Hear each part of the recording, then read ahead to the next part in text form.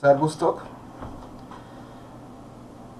Ez itt egy videoblog lesz, amit igazából kibaszottul nem akartam elkezdeni. Az emberi hülyeséggel való hadakozás vett rá erre az egészre. Ez mostában egy kibaszott népszerű műfaj, bár én meg ellene vagyok gyakorlatilag minden populáris dolognak. De sajnos be kell szállnom ebbe a mókuskerékbe, mert egyszerűen agyibasztó, ami manapság történik. És igazából az emberi hülyeséggel hadakozni a legnagyobb szélmalomharc a világon, de olyan, mint a lottónyeremény, hogyha meg se próbálom megszerezni, akkor eleve nincs rá esélyem. Szóval belevágunk. Mi az, amiről most szó lesz? A mai videoblognak azt választottam témája az emberi nullák a mindennapjainkba, vagy hogyan kreáljunk személyiséget, vagy hülye tizenévesek első felvonás. Sok ilyen lesz, örüljetek. Igazából mindannyian ismerjük ezt a típust. Ez a eszkefemen ugráló, Facebookon önmagásztároló, kiégett, személyiség nélküli idióta, aki magára aggat mindent, tehát hogy ő biszexuális, ő szeret medúzák közt fürdeni, ő tegnap még aszexuális volt, holnap már panszexuális, de most én biszexuális, akkor fölnyiratom a hajamat lánylétemre, meg kutyafasza, meg én most kibaszott szveg vagyok, meg stb. Tehát, hogy ennek próbáltam utána járni, hogy ezt a jelenséget mi okozza. Tehát mindannyian ismerjük ezeket, tehát akik olvasnak valamiről, hogy van ilyen, és magukra aggatják. Tehát ez én úgy hívom karácsonyfa effektus, tehát mindent magára aggat, ami érdekessé teszi. Miért van ez? Igazából ezt arra lehet visszavezetni, hogy ezeknek nincsen követendő példaképük. Tehát meg lehet nézni, az ilyen emberek hogy nőnek fel. Tehát ez a nulla érzelmi behatás. Anyuci apuci megcsinálta, azt a szarnak a fejére. És az a baj, hogy sokan mondják, hogy ezért nem lehet a gyereket okolni. Na most szerintem mindenkiben genetikailag bele van kódolva az, hogy többre vágyik. Ugyebár ez eddig tiszta sor. De viszont az már kell egy saját józan paraszti ész, amit ugyebár neveléssel nem lehet beleverni az emberbe, tehát az mindenkinek magának alakul ki. Tehát kell az egy józan paraszti ész, hogy tudja az ember merre induljon el, mire vágyik, mit szeretne elérni, és azt hogyan.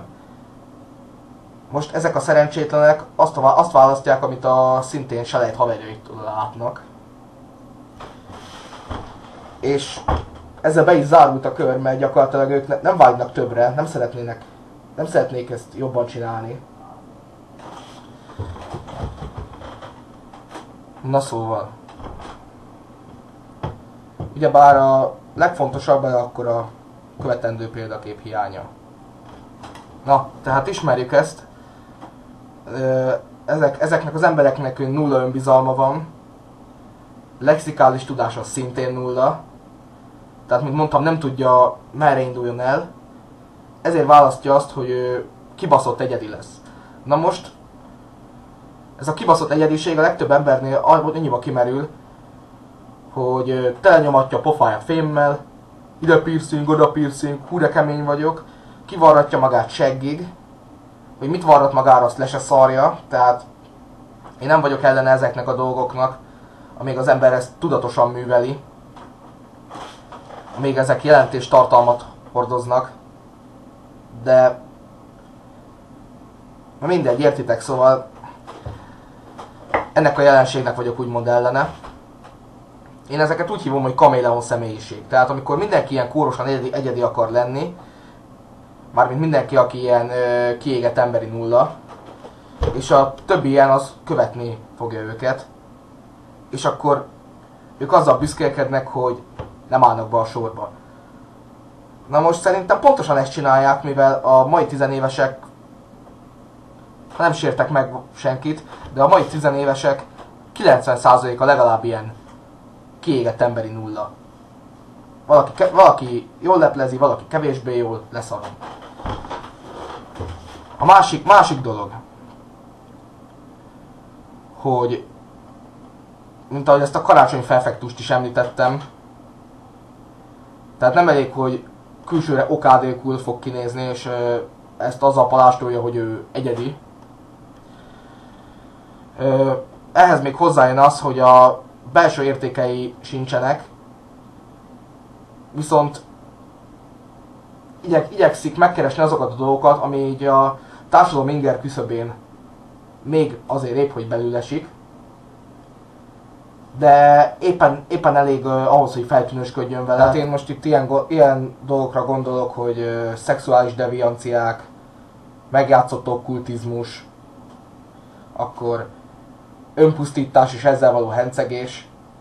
Tehát ezek mind magukra erőltetett dolgok, ami igazából szerintem felét nem gondolják komolyan, vagy azt sem tudják, miről van szó. Csak ezzel próbálnak kitűnni a tömegből. Na most, hogyha képzeljünk el egy, mint iskolában, egy tornasort. Tegyük fel, hogy mindenki ugyanolyan magas, tehát tök minden milyen sorba állnak be, milyen sorrendbe. És akkor valaki előrelép egyet, hogy ő látszon, hogy ott van, mert ő éppen fel akar tűnni. Na most, ha vannak 20 az osztályban, abból 16-an előrelépnek, akkor vajon ki lesz a feltűnő? Az a 16, aki előrelépett, vagy az a 4, aki hátul maradt? És érdekes módon ez a csordaszellem, ez annyira bele van kódolva az emberekbe, hogy nem veszik észre a fától az erdőt, tehát hogy most akkor ők lesznek a tömeg. Tehát erről beszélek, hogy ez a kóros egyediség, ez olyan szinten beleégett az emberek agyába, hogy ez egy tömegjelenségé vált. Most akkor képzeljük el a következő jelenetet. Sétálsz, jön veled szemben 20 fekete birka. Na most te azt látod, hogy jön veled szemben 20 fekete birka, és nem azt nézed meg, hogy éppen merre áll a szőrük. Tehát éppen így működik a társadalom is. Tehát hogyha jön veled szemben 20 ilyen egyedi húdasz meg gyerek, érted? Akkor azt fogod látni, hogy ki ez a 20 marha, vagy birka, vagy szarok rá milyen állatfaj. És nem azt fogod nézni, hogy jaj, milyen egyediek vagytok, bazd meg, hanem azt látod, 20 ugyanolyan balfasz jön veled szembe. És ezt nem veszik észre, hogy esetleg föl kéne tenni magatoknak a kérdést, hogy ki vagyok én? Mit csinálok valójában? Miért kéne úgy kinéznem, mint a másik 19 barom? És ez nem jut el az emberek agyáig, mert hülyék, mert szánalmasok, hogy esetleg a saját utamat kéne járni, és emiatt a másik 19 idióta nem fogad el engem, akkor szopják le a maci faszát. De nem, a csordaszellem az kurva fontos, meg hogyha a kiégett nulla emberek nem sztárolnak és nem fogadnak be maguk közé, akkor te is egy senki vagy. Gratulálok!